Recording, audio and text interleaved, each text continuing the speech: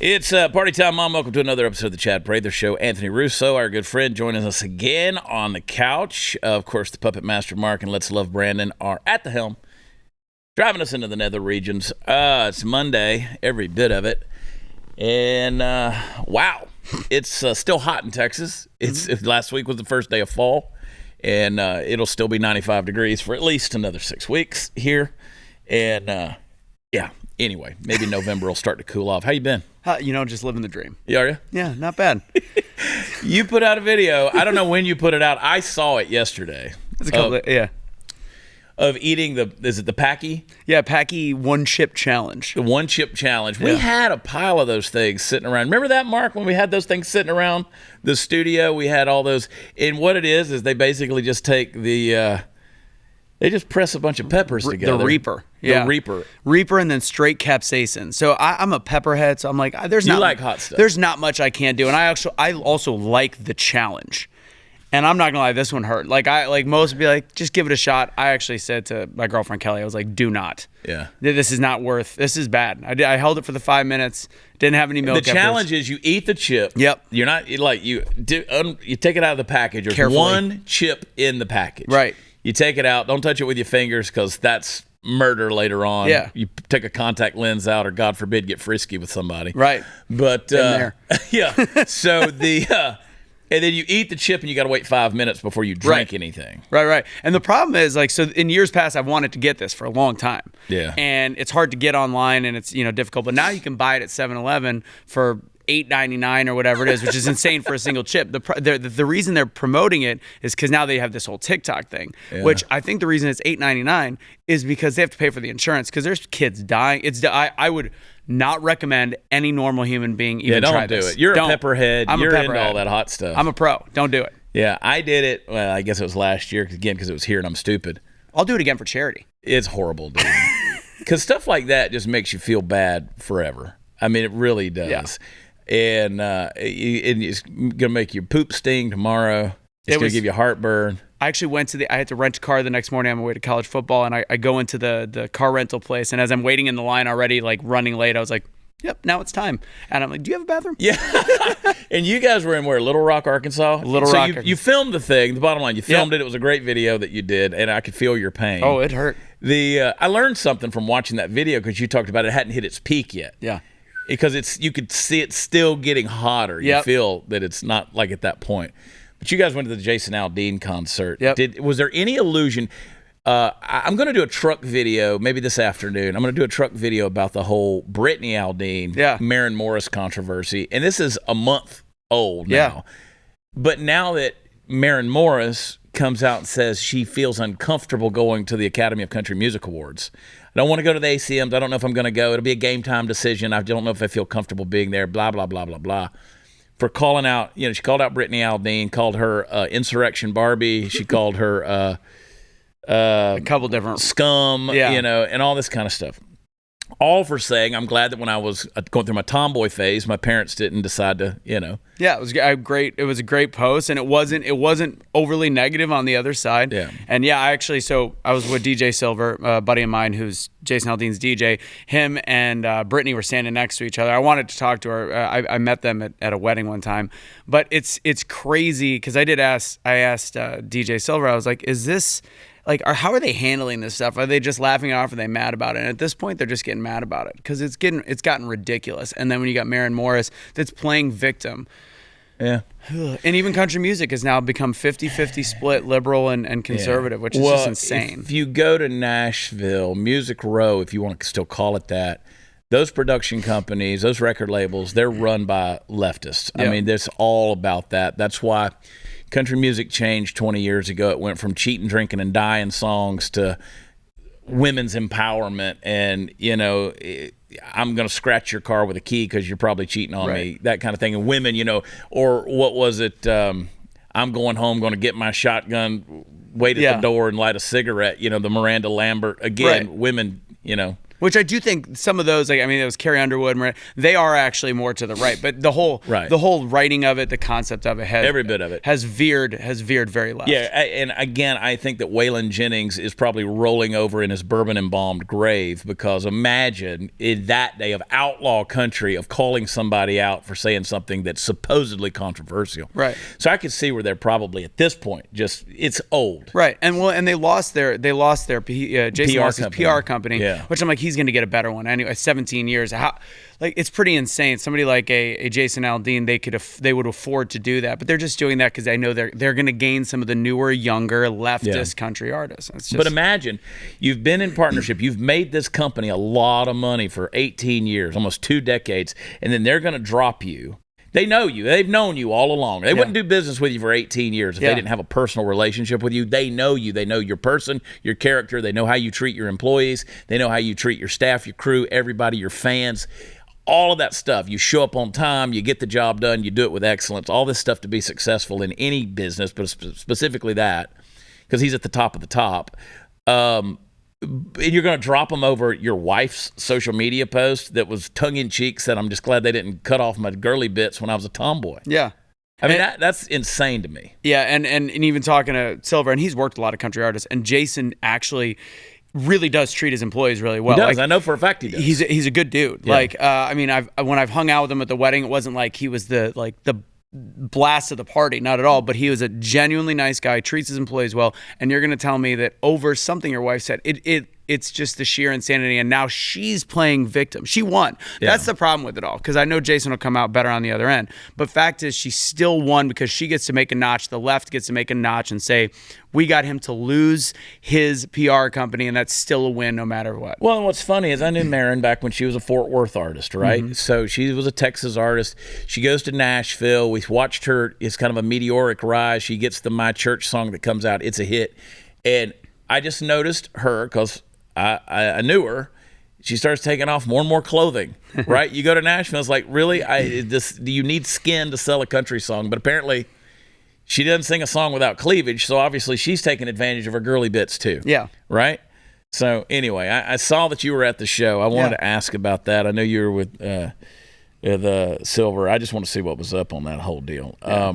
And again, you know what you're going to have? You're going to have people who are going to come out and say, Jason, I've seen it on the Facebook post, Jason Aldean and Brittany Aldean, they're not patriots. You can't call them patriots. He cheated on his wife with her, and she blah, blah, blah, blah, blah. They didn't serve in the military. And I'm like, listen, y'all are dumb. I didn't serve either. Guess what? I still can call myself a patriot. Exactly. At this point, it's anybody fighting for the ideal, the idea that is America.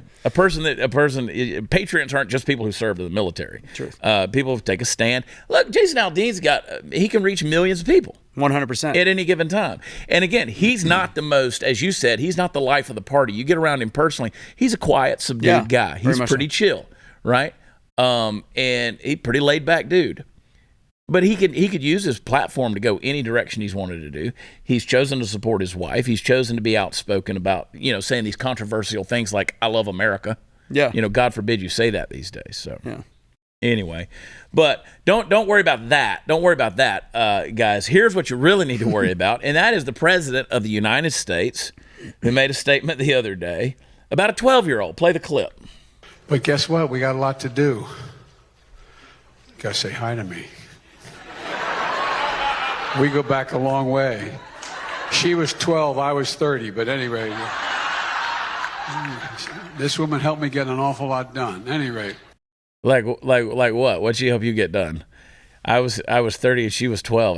That's weird. So weird. Can you imagine anybody on the right saying that? No, because no sane human being would say that in front of a massive crowd. And then you've got the people that are like paid to laugh in the background. Yeah. How can they? That's the problem. We know he's gone, but the people in the background that are okay with this garbage. Well, and you have like Monica Crowley. Monica Crowley, she said on her podcast, she said, as dementia progresses, patients lose more of their filter and tend to blurt out the truth. There's a lot of stuff that's out there at some point in time. When do you wake up and go, okay, there's a lot of stuff creepy about Joe Biden, but he's slipping. He's done slipped. I loved the clip. I don't love it. It's concerning to me. The clip where he's at the UN and he gives the speech and then fascinated he turns, by it. Intrigued, fascinated. It's quite the novelty. but where he just turns and he's like literally just walking off into the nether regions, just wandering, doesn't know where to be. And then you could tell somebody's telling him, stop walking. And he just does his hands like, I'm going to be right here. Mm-hmm. And then they say his name and he turns around like, oh my God, where am I? It's so bad. It's horrible. And people still will deflect to Trump. No matter like it or love, like hate him or whatever, there is no comparison to what is going on with Joe Biden and Trump. No. There's no rational human being that can still hold that. You have made a career out of being in the middle in terms of looking at things from the perspective of you're not going to go extreme either way on something. And I've always appreciated that about you. And in your show now, Blunt Force Discussion, which is a great podcast everybody needs to get and needs to be listening to, is kind of a little more free reign. And I've been on a couple of times, and I love the long form conversation that you're able to have with people. But you've been subject to cancellation, you've been subject to the censorship, you've seen it now. How hard is it to stay, at least in terms of what today's political landscape is, how hard is it to stay in what they used to define as the middle? Well, I think I'm still in the middle, but the thing is, it's such a delusionary process to figure out where that is. And, with the show, the cool part is you said I made a career at it, which is funny, is I've actually lost a career because of it. Yeah. And I still haven't really remade the career yet. And I think it's interesting that that's the place we're in. The fact that I lost friendships, lost business by taking a right-leaning stance at the center. So how hard is it? It's getting harder by the minute, because at one point I'll look at comments and I'll look at some of the statements, and I'm sorry, the left, that loving left joke is actually what fuels me to continue that conversation. Like, and some of the guests kind of motivate me to keep going. I had Chad O'Jackson, he'll be on this coming week's Blunt Force Discussion. Brilliant guy, Uncle Tom too. And watching him say stuff that I feel like if I said I get beyond canceled for. I would literally be deemed a white supremacist, but he's just calling out the issues in certain parts of black culture. Having those conversations make me feel a little bit better about where I feel the center is. And I still have center opinions. Like, I still think gay people should be allowed to get married. I still think drag shows should be allowed to happen, just not in front of children. Like, it's just, there is a middle someplace. And I like the ability to sometimes be able to lean on issues with the right. I'll say things at the right. Like, I think Trump's statement that he goes, what did he say last week? I can declassify things with my brain. I was like, okay. Like that's a mistake. Yeah. Or is it? I think he's also wicked smart, because that can actually, now that it's on national TV, can show up in court. He can say that he can plausible deniability. So I thought based on the rule, nobody reads the rules to the president what they can do. So is it smart? Is it also fodder? Is it stupid? So the middle ground is just pushed very far right, but I like the ability to still call out some of the mistakes that conservatives make. You have to do it. Yeah. Right? I think you have to do it. But these days, like, I could go on Twitter right now. As a matter of fact, I'm going to do it. I'm going to go on here right now. Now, this might be a tweet that gets me banned. Okay, let's just see. I'm going to go, Nazis suck. All right? I'm going to tweet that right there. There it goes. Then do dash Hillary. I'm just going to say, now, let's let that marinate. Yeah. I just tweeted it right there. Let's let that marinate for a little while, and let's just see the comments that come back. All right? Let's see what pops back in. Because I'm going to predict that people are going to say, well, then why are you one? Right? I don't know of anything that equates me to being Nazi-esque. Yeah. Maybe people know something about me I don't know. But let's see what comes back. The cool part is we get to do that in real time. My Twitter, if I were to tweet something, by the end of the show, we might still not have a comment on it. Well, we'll see what happens. I might get banned from Twitter. You might. Just for saying the word Nazi. Maybe. So who knows on something like that. We'll see. But let's see what comes back. And again, I'm at a point now where, and I hate to admit this, a little bit of my blood pressure goes up every time I tweet something. Yeah. Just because it's like, oh my God, the inflammatory stuff that's going to come back is just going to be. I'm lucky that Twitter is not my following. I still have a decent Facebook side, and that's where I see. Well, if you interpreted me only by my Twitter, we'd have a problem, because I go on there just to stir shit up. Yeah. Right. You Facebook, Alex Stein your Twitter. A little bit. I'm way more nice and jovial and fun and stuff like that. But even Facebook's starting to get pretty vitriolic. Oh, so horrible. It's bad. They start to dig into they try to get in your personal life. All right, let's go to a break. Inflation Reduction Act, that's a joke. If inflation is transitive, like Biden said, then what's all the fuss? Instead, we get a bill with so much pork in it that it'd make Oscar Mayer throw up. I'm telling you, the only thing that's going to get reduced are the dollars in your bank accounts. That's why I've been taking things into my own hands, numerous different investing strategies.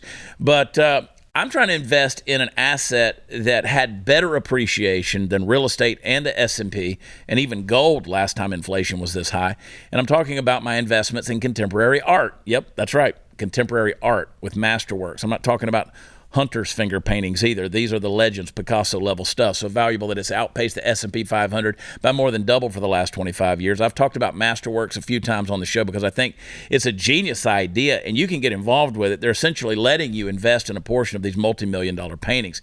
Now, it's no wonder that they have over 500,000 members with over $500 million invested so far. Because so far Masterworks has sold 6 paintings for an average net return of over 29%. Inflation be damned. Here's the best part, so listen up. I've got one of the best communities out there. I'm getting you guys an exclusive offer only for the Chad Prather audience. When you sign up at masterworks.com, use promo code CHAD, I spell it Chad. Skip the wait list, start investing immediately alongside me. That's masterworks.com, use promo code Chad. Review important disclosures at masterworks.com/CD. Again, it's masterworks.com, use promo code Chad. Skip the wait list. We'll be right back.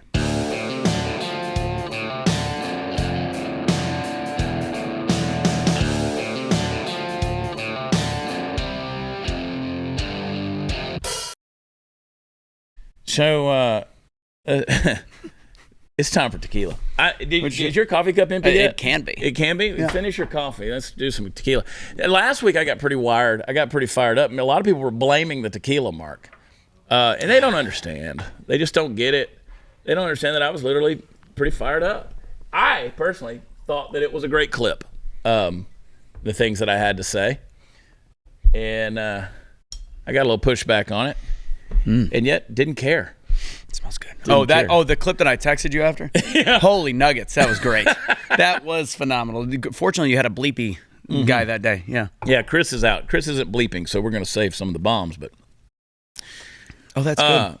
It's not a bad tequila, right? It's actually really good. It's not bad. This is something Chris got for $7. What is this stuff called? It's called Casa Mexico. For those of you who don't habla español, that's Casa Mexico. Mexico. Yeah. The Wawa in Philadelphia. So they go in. Where was I? I was talking to somebody the other day, and they were telling me about they had gone into a store. A friend of mine. We were having dinner the other night. He had gone into a store outside of San Francisco where they'd gone up to the Redwoods, and they go into a store, and he said you could just tell this group of people came in, and he looks at his wife and goes, something's about to happen, and it ain't right. And he goes, we got to get out of here. And it was one of those mobs where they were coming in to ransack the place and just smash and grab. Yeah. Well, that happened at the Wawa in Philly. All the white supremacists were about to run in behind them, right? Yeah, 100%. Yeah, it's always the whites. I blame white people. You got to watch this. out for them. So do you have the clip? Play that clip of the Wawa. Here they go. Here they go. Y'all all stupid. For real. Everybody's running through stealing stuff. It's the usual suspects. Broke. People wearing T-shirts. Yeah. 100% T-shirts. I blame the T-shirts. T-shirts. Yeah. So, I mean, what are they getting? Are they getting yesterday's hot dogs, day-old bread, bananas? Well, and then there's this girl right here. Where was this? Oh, that's who's standing at the deli counter. I found a very long clip. It is a long one. And then, if you keep watching this, you can cut it. If you watch that long enough, she turns around and says, are you going to make the sandwich or keep filming? Yeah. Just another day in Philadelphia. It's crazy. As AOC would say, though, these are people that are just trying to provide food for their families. They're trying to. This is the unfortunate thing that they've gone through. Well, they love that food so much. I saw some of it being thrown across the store. Yeah. Like they were just throwing stuff at some point, and of course, like everything, they just start, going crazy, just re-reing in there. It's crazy. Whew. But speaking of reactions from people, Nancy Pelosi made an appearance in. Was she in New York? Is that where that concert was? Global Citizen thing. They bring her out, and just play the clip. I couldn't talk. As Speaker of the House, I am here to thank you for your dedication. Nancy Pelosi.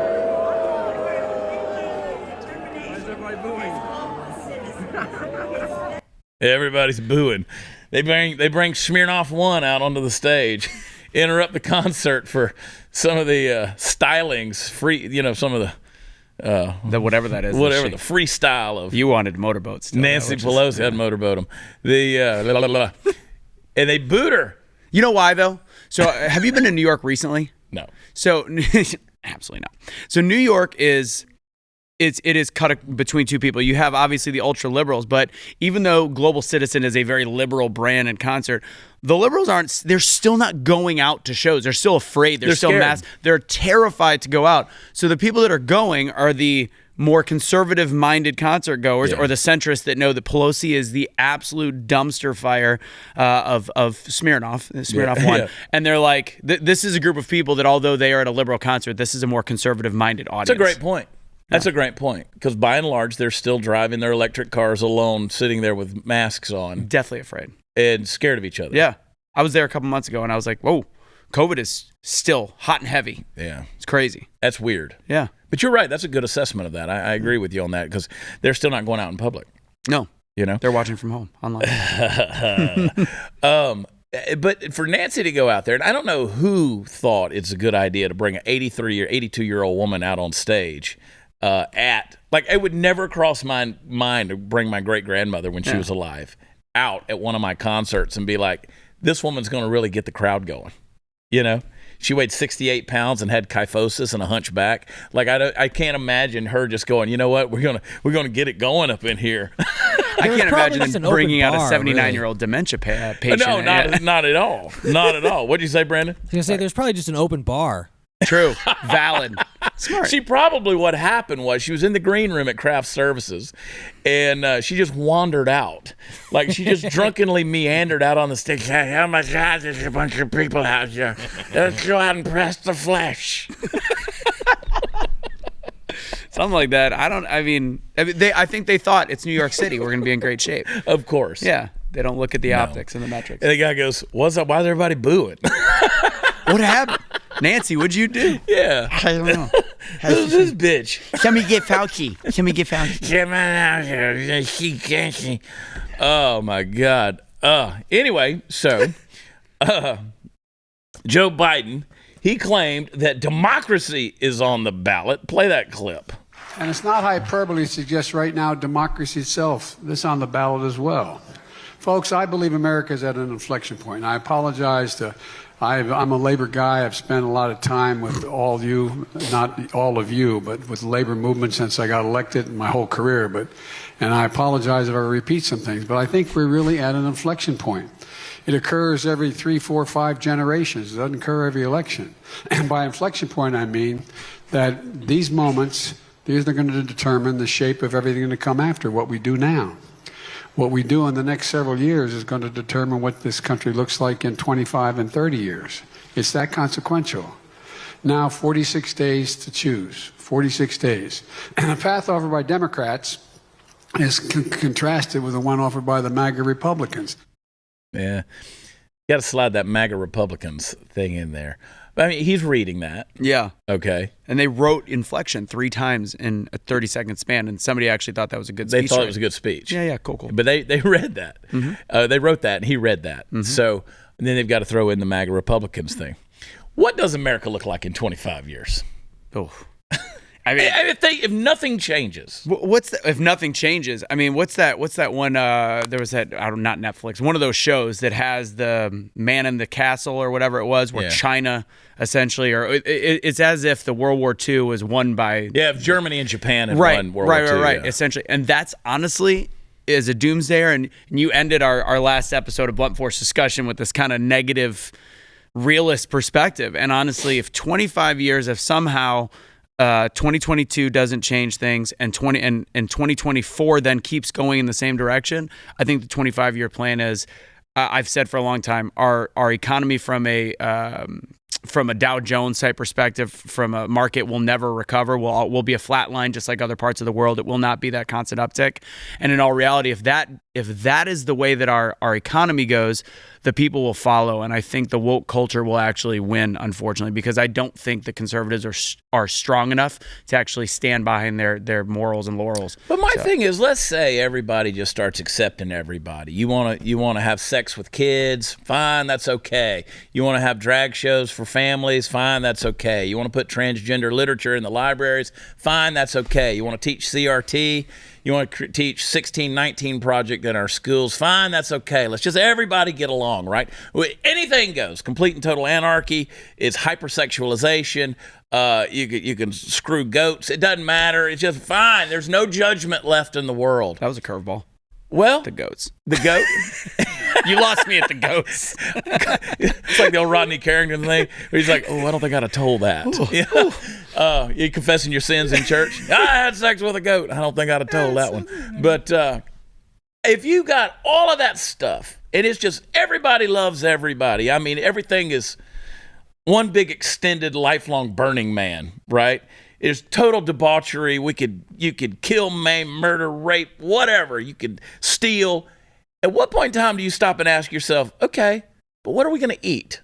Right. Oh, no, absolutely. I mean, look what happened to Rome. It was the fall of Rome. I mean, we're outlining what happened to that culture. Yeah. And fact is, if you look at other parts of the world, that kind of woke ideology, like in China, Russia, these places do not believe the same way that our country thinks is okay and Right. what we're opening ourselves up to, which is why I fear that we'll be taken over. Yeah. I'm not doomsday or like, China's about to wage war.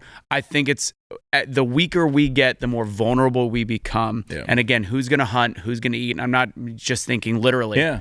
I've said it over and over again about that. They're trying to weaken us. It's the beta male thing. It is the whole let's make everybody our food, sissy too. boy and take over their farmland, take over their ranch land, take over all the stuff. Let's make everybody eat bugs. We'll talk about that in the next segment because more and more that's coming, which is weird to me, but they're just getting us ready. Yeah. It's desensitizing, dehumanizing, and all of this stuff for a globalist deal to come in. And that's me I'm pretty doomsday in that regard.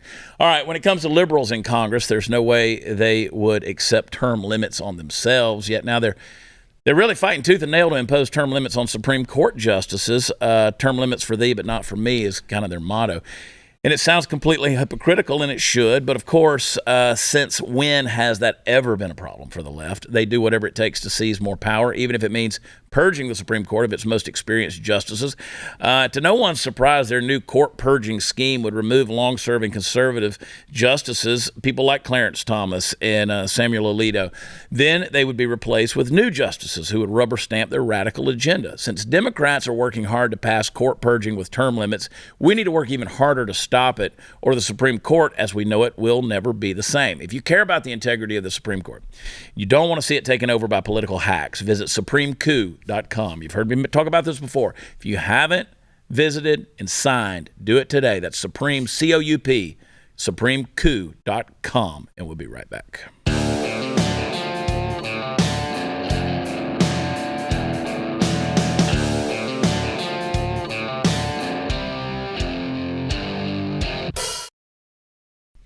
All right, welcome back. That time of the program where I wax eloquent. Folks, I want you to remember something with me. Just a few years ago when a certain rallying cry rippled up and down the left and even got a fair bit of airtime in the media, this catchphrase became the slogan of emerging orders such as Antifa, and I'm sure you've heard it. The phrase was, punch a Nazi.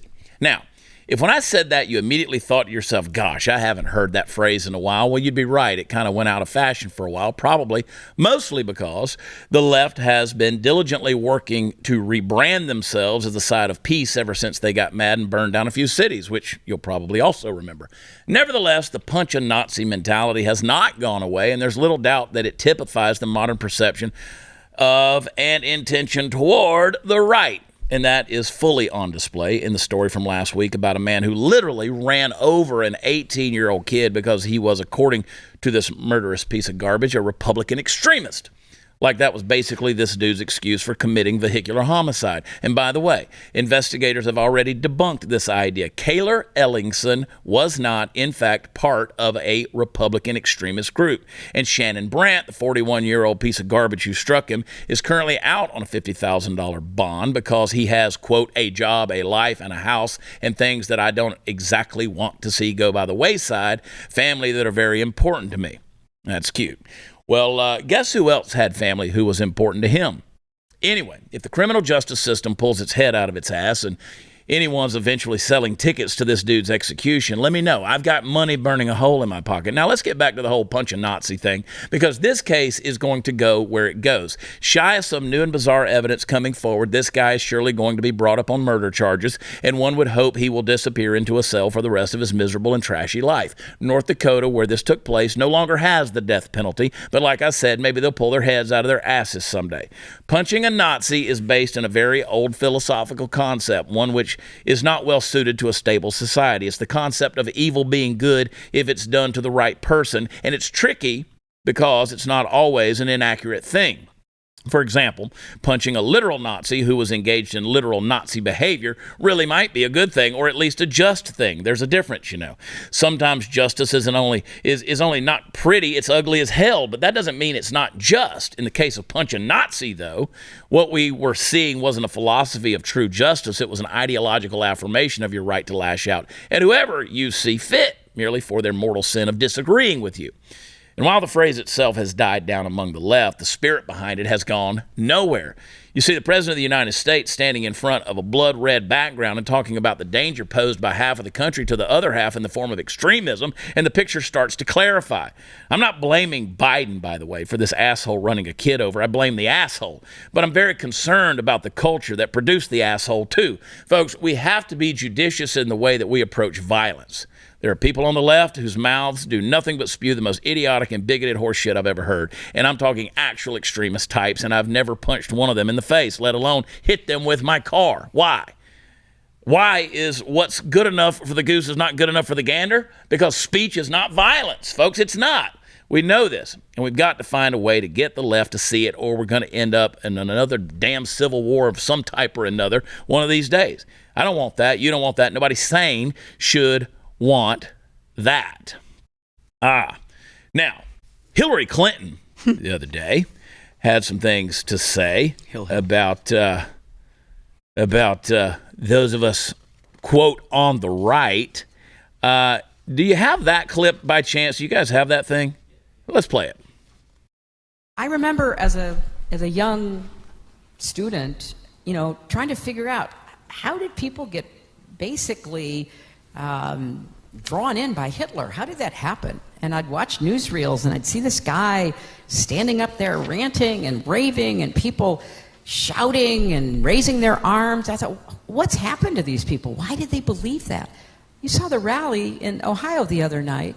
Trump is there ranting and raving for more than an hour, and you have these rows of young men with their arms raised. I thought, what is going on?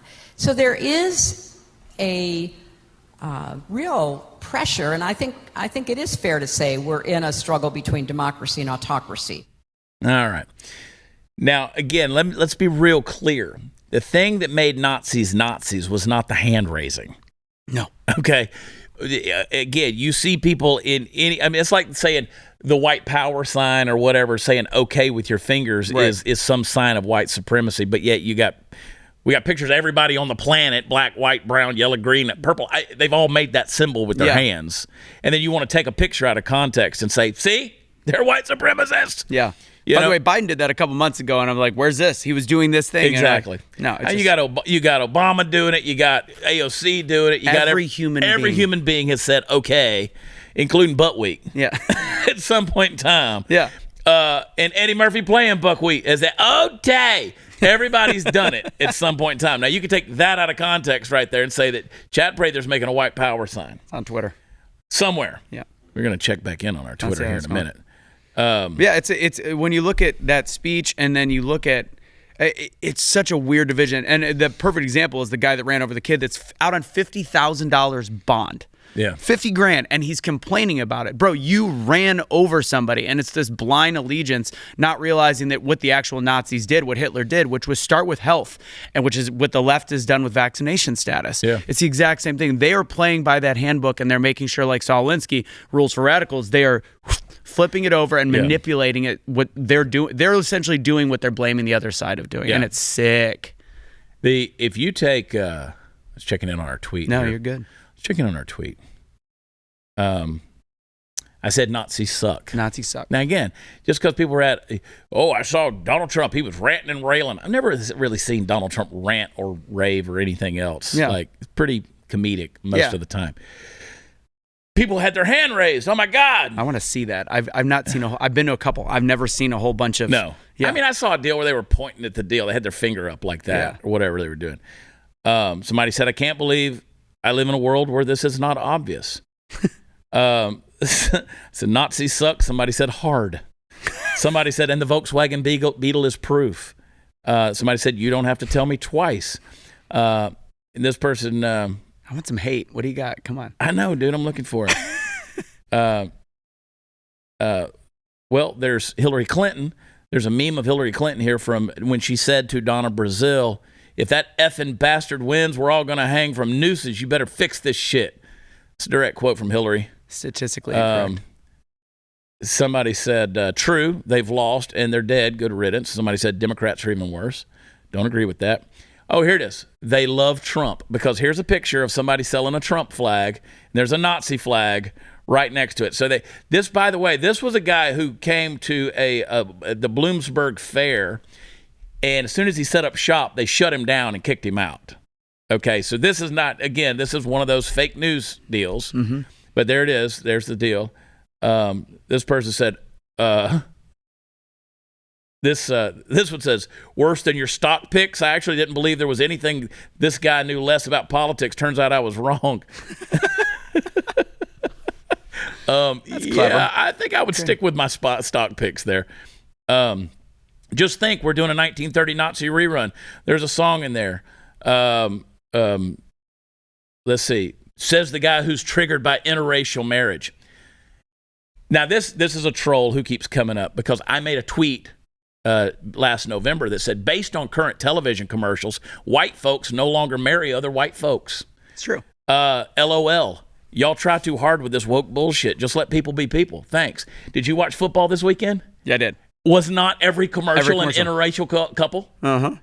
Well, every commercial is an interracial couple. If we want to go by the democratic or the demographic makeup of this country, commercials do not represent it in any way, shape, 100%. Or form. Not at all. 100%. And that's I'm pointing out is white people don't marry white people, black people don't marry black people anymore. It's not built in reality. And in all reality, I don't care. It's fine. I don't care who's on the commercials. But if you're going to keep telling me we live in an oppressive white society, it's just factually incorrect. If we were in an oppressive society, if you go to that Wawa, there'd have been police officers mowing down those kids. Exactly. Fact is, we just don't. You'd have lined them up outside the building and shot them. Factually incorrect at this point. Here's another troll that says, oh, Chad says Nazis suck. Also, Chad says, look out, white people, they're coming for you. This was from a tweet last November where I said, I don't care if you're a liberal, lefty, or loony progressive. If you're white, they plan on devouring you. Wait for it. Your time's coming. It wasn't about you. It wasn't about anything. I'm just saying, if you're white, they're coming for you. Right.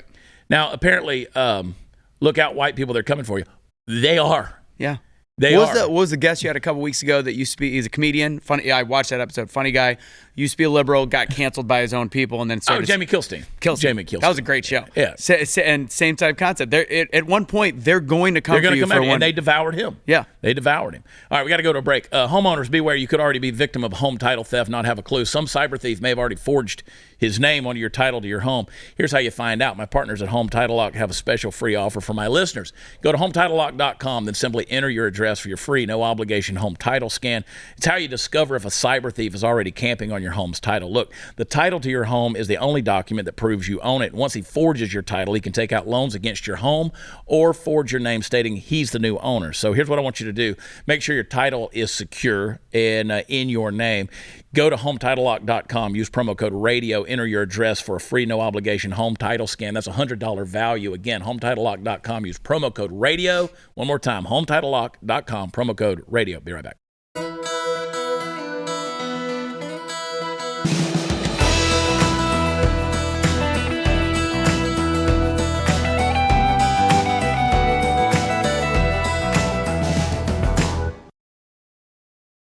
I mentioned earlier they want to dehumanize you, desensitize you. That's why they're doing all the drag show stuff to kids. Yeah.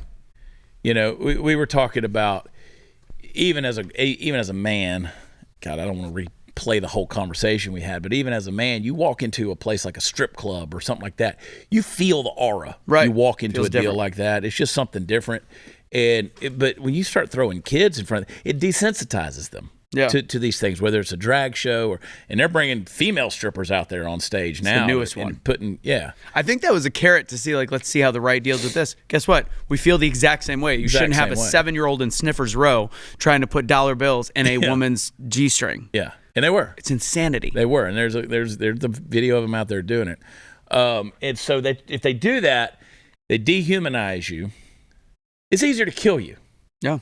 Later on, it's easier to exterminate Or you. control you, either way. Yeah, see, like if they can redefine an unborn baby and call the baby a fetus, you relabel it, right? So now it's easier to get rid of that, which was what it was all about anyway. You don't want to say I'm going to go and abort my baby. Yeah. I'm aborting a fetus. And Right. so now people, just like Stacey Abrams coming out and says, well, fetal heartbeat's not real. Right. Yeah, that's like saying the gap in your teeth ain't real, Stacey. We know it's there. It's there. Female Strahan. Yeah, her brain, like that. Yeah, that's not there. So there's an insect protein startup. It's raised $250 million in funding. InnovaFeed. It's producer of insects for animal and plant nutrition, has raised $250 million in a round of funding led by Qatar's Sovereign Wealth Fund. It's reported by Business Wire. So they've entered it as it's alternative protein market. A lot of companies are getting into this thing. Companies like Impossible Foods, Beyond Meat, offering plant-based substitutes, creating vegan options meant to replicate the taste and texture of meat. You know, if veganism was so damn good, why do they try to make the food taste like meat? Exactly. I think I've told you I was a vegan for almost a year, and I felt great. Like, honestly, and I think there's some positives to it. Problem is, I have no doubt in that regard. The stuff that we have created chemically to put on our bodies that tastes and feels and makes us like, oh, you're eating a hamburger, especially Impossible. Beyond's done a little bit better. Impossible is now deemed not even fully safe for human consumption. And like some of these bug alternatives, I think it's a great idea, but you can't fully change up the human body in terms of what they're eating. Yeah. And some of the things they're using, I think it's the mealworms, are actually deemed toxic to the human being. So we have to have a little bit, just because it's vegan isn't good. And what happened, I told you what happened after I was vegan for a year. My testosterone levels were It dropped. terrible. It dropped. No Woody. And I saw the clip of Robert Downey Jr. I mean, here's Iron Man, who is telling Steve Colbert that here's your little mealworm milkshake stuff. Yeah, I saw that. Here's your little deal. No, I don't think I'm going to do that. Now, I'll eat cricket. Like, I'll eat some of the high-protein cricket. I've done it. And they're not because- bad. And I mean, I've done it somewhat as a novelty, even in Africa when I was in Africa. I mean, I've Right. still done it. yeah. I've eaten some stuff that was like, okay, that's here. That's the thing. But it's not a full replacement at all. Yeah, and look, the closest thing in terms of genus and species to a lobster that you love to eat is a cockroach. So I can see where we're at, but I'm not going to go there. I'm not going to eat bugs, is what I'm trying to say. Regularly. Not regularly. No, I mean, do- I I'm wanna sure try I eat cockroach. Chinese food all the time. Yeah, you never know. And I'm sure there's some things in there that probably wouldn't pass inspection if we brought it down to the macronutrients. Oh, it's no taste like chicken. It does. It tastes like chicken. You put the salt, that honey sauce, all that sugar sauce on whatever, and it all tastes the same. There's no telling what parts we're putting in our body. But the fact that they're trying to, and I'm not saying, okay, God knows what's in a chicken nugget. God only knows what's in a chicken nugget or a slice of bologna. That's not the point. The issue is they're trying to normalize it and just say, yeah, you're eating bugs. You're eating bugs. Because historically, if somebody says, well, there's a butthole in that weenie, like there's or a weenie in that butthole. well, it could be. That's a whole other delicacy right there. But if there's buttholes in my wieners, then let me tell you something. I don't want to know it, right? I don't want to know it. Yeah. So, yeah, that's where we're at. I hope you want to know if there's a butthole in your weenie or weenie in your butthole. Though. I think you're gonna know it. Hey yo.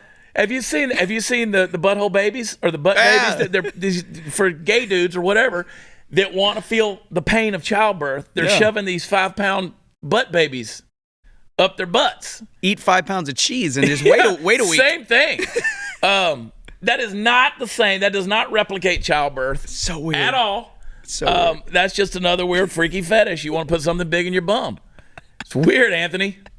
I can't even. I When can't I saw with that, I was man. like, "This is a joke." It's not. It's not. I can't. All right, here's the deal. Here's what we're going to do. We're going to go to break. Going to come back. Do some closing thoughts, and then tomorrow we're going to continue this conversation because I don't think we can leave this at butt babies. No, that's awkward. And just walk away from it. Yeah, that'd be a shitty I really way. don't think we can. Yeah. Guys, what's the first thing you notice when you look at a photo of yourself? If you said receding hairline or bald spot, keeps can change all of that. Hair loss can be tough. You see it in your pictures. Your barber points it out to you. You find yourself wearing your baseball caps or a cowboy hat. What's up? So what you going to do about it? If your plan is a buzz cut, don't shave it. Save it with Keeps. Keeps is clinically proven FDA-approved hair loss treatments available online.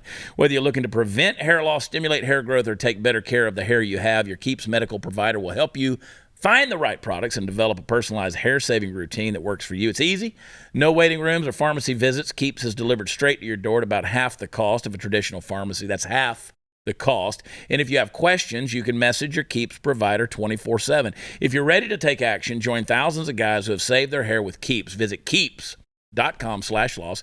I'll get you 50% off your first order. That's KEEPS.com/loss. Keeps.com/loss. And we'll be right back.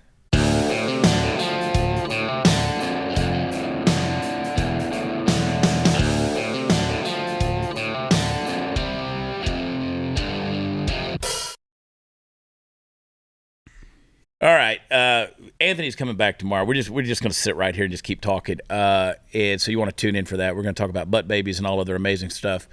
Butt babies, bug eating, and all that kind of stuff. Mm-hmm. We should call it that. Butt babies and bug eating. That's hard to say, actually. Awkward Brandon. show. Let's skip that. Yeah. I'm not supposed to do this, but I'm going to do it anyway because I got the biggest sale I've ever done at watchchad.com. You can go over to my website where all the fun stuff is. 33% off all the stuff in my store right now. There's a promo code 33SALE. We got to get rid of stuff because we're moving to another warehouse and distribution center, so we got to get rid of a lot of stuff on the shelf. I'm going to be in Godley, Texas, and that is going to be Saturday night at Del Norte Tacos. Me and about 1,000 of our closest friends there. So get your tickets and come to that. Also at watchchad.com. Tune in to Anthony's show, Blunt Force Discussion. You're putting that out, what, once a week? Once a week. And we also got Truth Will Set You Free with Barb coming back, too. Truth Will Set You Free USA, Barb and Dave, Great American Syndicate people. So that's coming back if as you well. enjoyed the show with Barb Allen on here, of course, you want to tune in because she's been a frequent guest on Anthony's show, so doing more stuff there. So check them out, Blunt Force Discussion. Of course, follow Anthony Russo on all the socials that are out there. It's good content. And you're consistent. Brother. It's good stuff. Yeah. I like that. I try. I always say you do it right. A lot of people don't. But anyway, we're going to keep this conversation going. I would be remiss if I didn't tell you to subscribe to Blaze TV. Go to blazetv.com/Chad and use promo code Chad to save. Go to shop, chadonblaze.com and do a little shopping. We love you. God bless you. We'll see you tomorrow night. It's Tuesday. We'll see you then. Bye.